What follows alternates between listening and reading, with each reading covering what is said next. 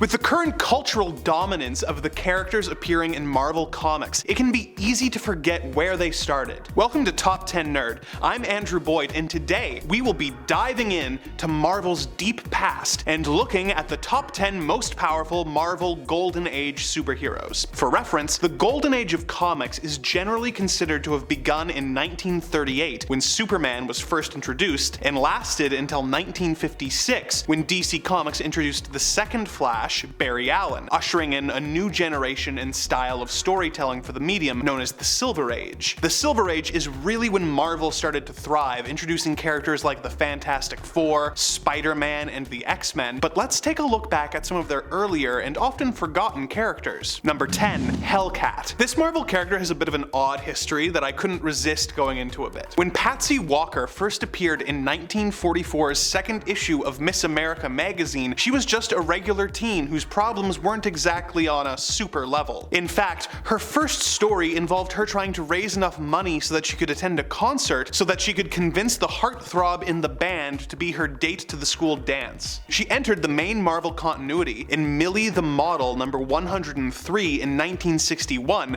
when it was revealed that the comics featuring her had been based on her life and had been written by her mother. It was later revealed that she had developed a fascination with superheroes and wanted to become one, even making Beast of the X-Men promised to help her become a superhero in exchange for keeping his identity a secret. It wasn't until 1975 that she found one of Tigra's discarded cat suits that she achieved this goal and became Hellcat. The clawed suit gave her heightened strength, speed, agility, and reflexes, and after prolonged exposure to the suit, she also developed psionic powers that allowed her to move objects with her mind and resist mind control. So, while she wasn't actually a superhero until the Bronze Age, the fact that she has such an interesting history and was first introduced as a character in the Golden Age makes her worth giving a slot to, even if it is the bottom spot. Number 9. Whizzer. When Robert Frank was on an expedition in Cameroon, he was bitten by a cobra. A mongoose then showed up and fought the cobra, killing it before succumbing to its wounds. Robert's father, Dr. Emil Frank, remembered an old wives' tale and lacking any better ideas, injected his son with the mongoose's blood in an effort to save his life. Against all odds, Robert had a latent mutant gene which reacted with the blood and granted him superhuman speed. He returned to the United States and became a costumed crime fighter known as the Whizzer, because he can whiz past things fast, not because he's...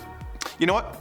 Moving on. When the States entered World War II, Whizzer was one of the heroes who helped the Allied forces triumph against villains like the Red Skull. Whizzer's super speed was impressive for its time, but compared to more modern speedsters, it's pretty rudimentary. For example, in his prime, Whizzer was able to reach a top speed of about 100 miles per hour. In contrast, one of Marvel's other speedsters, North Star, is capable of running at 189,299 miles per hour, and Quicksilver is even faster than that, being able to outrun microwaves at 228,350 miles per hour. And don't even get me started on the speeds that the DC speedsters can reach. Whizzer isn't a particularly remembered character, but he was loosely adapted for the screen and briefly appeared in the Netflix Jessica Jones TV show. Number 8. Blazing Skull. First appearing in Mystic Comics number 5 in 1940, Mark Anthony Todd was a reporter covering the Second Sino-Japanese War when an artillery bombing forced him to take shelter in a cave that was populated by a race of people with flaming skulls called the Skullmen. They told Mark that destiny had chosen him to be a hero, and they trained him in their ways. When in his flaming skull mode, he has super strength and becomes nearly indestructible, possessing a limited ability to control fire. On top of this, he also has a powerful healing factor,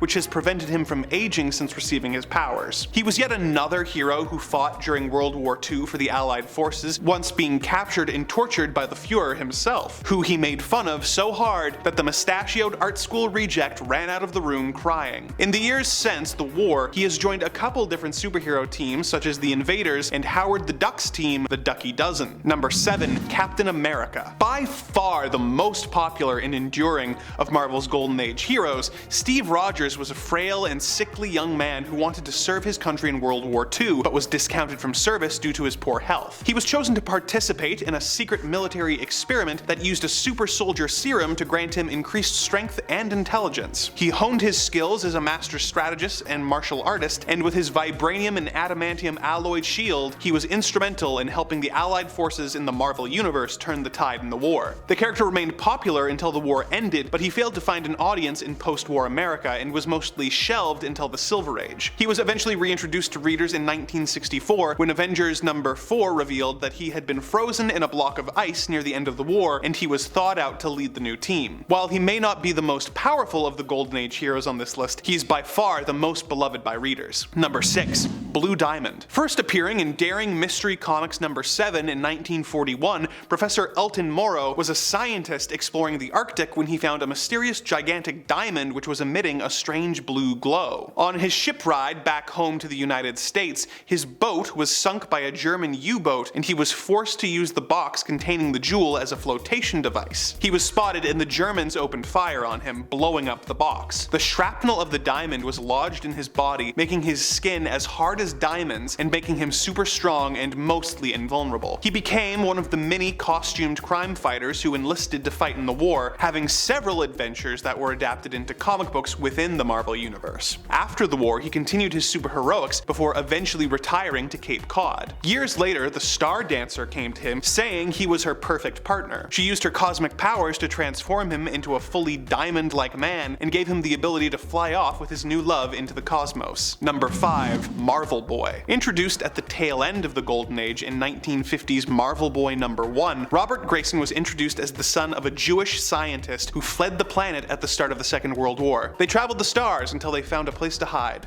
Uranus. Much to their surprise, they found out that Uranus is actually heavily populated by Uranian Eternals. They accepted the travelers, and Robert and his father were allowed to stay in Uranus. Robert was given a supersuit as well as a pair of energy bracelets which allowed him to manipulate gravity and light, which allowed him to fly and blind his enemies. He was also given a headband that lets him control his spaceship with his mind and gives him telepathic powers that allow him to read and control minds. He returned to Earth and began to fight crime as Marvel Boy. Marvel Boy only lasted for about a year before being shelved for almost 30 years by Marvel Comics. He was featured in an issue of What If in 1978 and was eventually brought into the mainstream continuity with a slightly revised origin in 2001. In this new version, Marvel Boy also has super strength and stamina, and now that he is a grown man, goes by the alias Uranian. Number 4. Jack Frost. Jack Frost was one of the first characters created by Stan Lee with Charles Nicholas at Timely Comics, the company that would eventually become Marvel, in 1941. The character has no solid origin, with even he not knowing where he came from, but for as long as he could remember, he had always been in the Arctic. His first story in USA Comics number 1 involves him coming across a dying man in the Arctic who tells him that his business associate has murdered him and is going to go after his daughter. Jack vows to stop the villain and goes to the States to find him. He shows up at the police commissioner's office offering to help fight crime, but after demonstrating his powers, a misunderstanding causes the police to think he's a criminal. He finds the bad guys and saves the man's daughter. The main villain starts a fire, which Jack manages to escape from with the woman. The woman tells him he should save the criminal so he can stand trial, and Jack says, "Nah, I'm gonna let him burn." She responds that letting a man burn to death isn't very heroic and is practically murder. A passing cop hears this and adds murder to Jack's rap sheet. Jack gets angry and vanishes, leaving only a pair of monogrammed icicles behind. Jack is able to use water vapors to create ice, snow, and sleet, which he uses for a variety of purposes such as causing blizzards or making elaborate ice constructs. He is also super strong and durable. The character appeared in 4 issues of comics before being shelved and eventually brought back in 1976. He has made very sporadic appearances since then, not showing up in a Marvel comic since 2015. Number 3. Miss America. First appearing in Marvel Mystery Comics number 49, Miss America was a teenager named Madeline Joyce who was fooling around with scientific equipment in a scientist's lighthouse lab during a thunderstorm. The lighthouse was struck by lightning and she was shocked by the equipment and knocked unconscious for a week. When she awoke, she found that she had developed superpowers. During World War II, 2, she joined the super team, the All-Winners Squad, and helped fight the Axis forces. After the war, she married her teammate, the Whizzer, and the two had a child. Unfortunately,